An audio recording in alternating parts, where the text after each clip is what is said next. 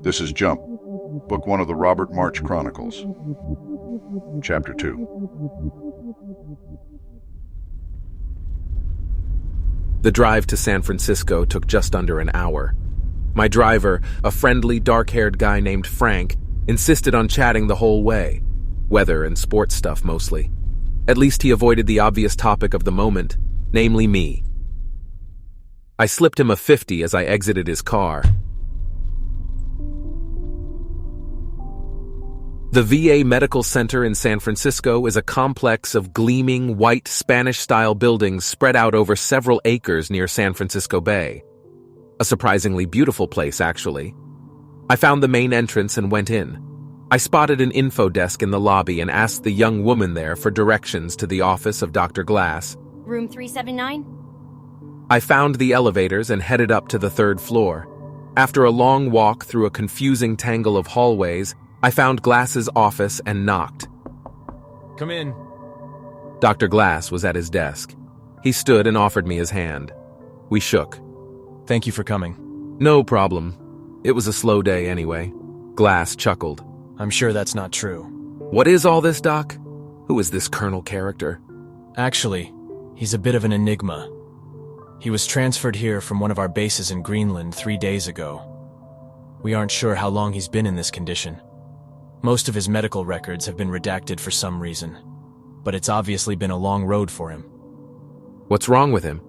Multiple things. Stage 4 lung cancer, cirrhosis of the liver, heart disease, sepsis. Any one of which could kill him. But one thing is for certain. He won't last much longer. He's verging on kidney failure as we speak. And he says he's my relative? What, a cousin or something? No idea. He just said he's related, and that you would want to see him. When you do see him, I think you might agree that you must be related in some way. There is an amazing resemblance. Okay, let's get this over with. You'll need to suit up. After donning protective gear, we walked down several corridors until we came to an isolated room at the end of a hallway.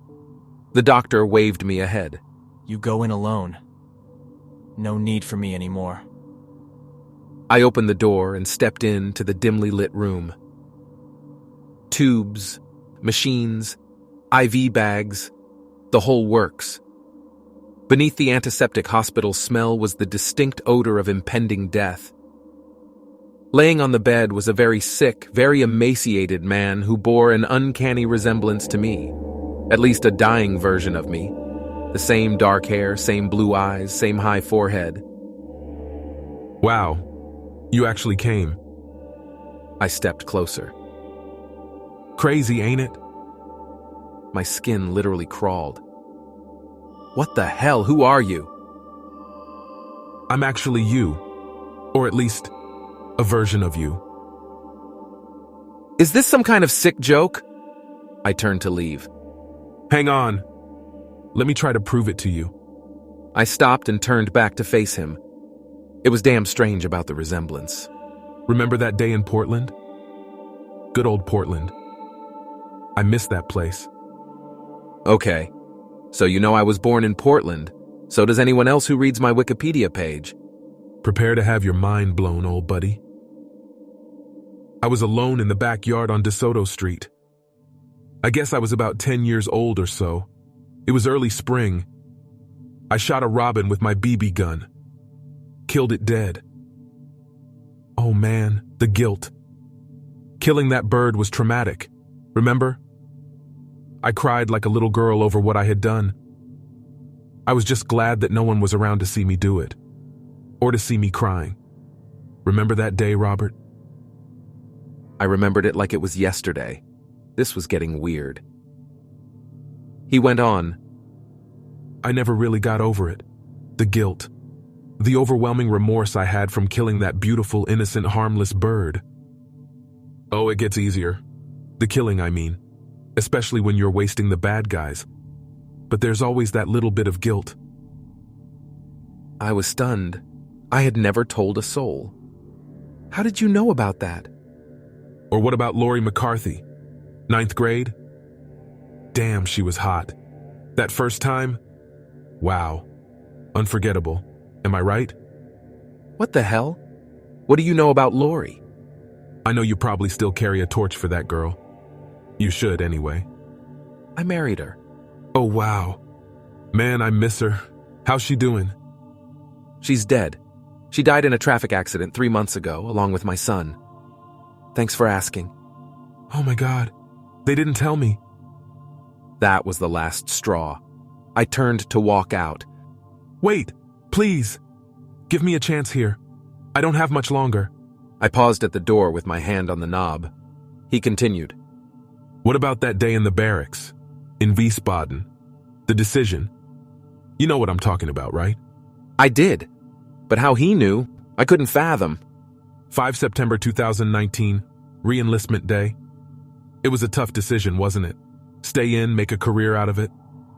Or be a one-tour guy, give up my commission, get the fuck out, and see what I could make of myself in the private sector? I pondered that one right up to the last minute. He was right about that.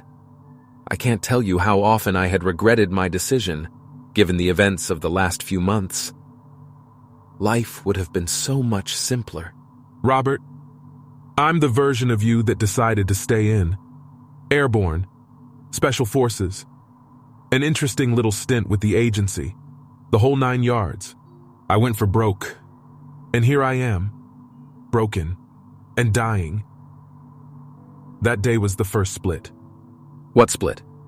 Well, it's complicated, but in a nutshell, we're talking quantum physics here.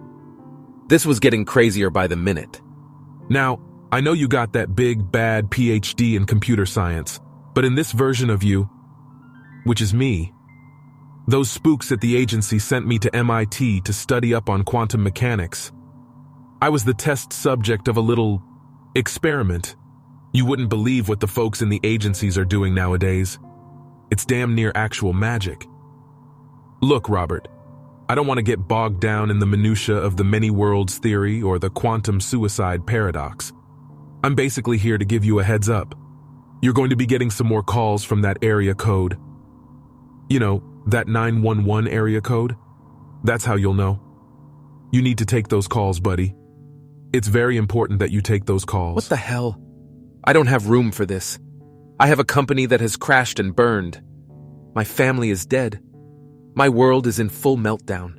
If you had any idea what is actually going on, and what will happen if you don't take those calls, well, let's just say you might just find yourself an even taller building to jump off. How did you know about that? He went into a coughing fit, hacking horribly. An alarm went off on one of the many medical devices that he was hooked up to. A loud, incessant beeping filled the room. He began to gag. A nurse rushed in, followed shortly by Dr. Glass. They rushed over to his bedside and rolled him over on his side, trying to clear his airway. The nurse looked at me. You'll have to leave. I turned to go. As I did, he regained his ability to speak for a second. Take those calls, Robert. I stepped toward the door. Don't ignore them. It's the most important thing you'll ever do. But be careful. Some of us can't be trusted.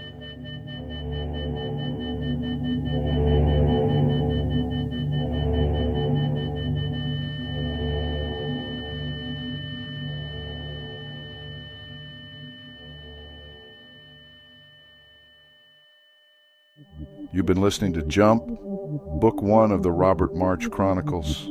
For more information, visit therobertmarch.com.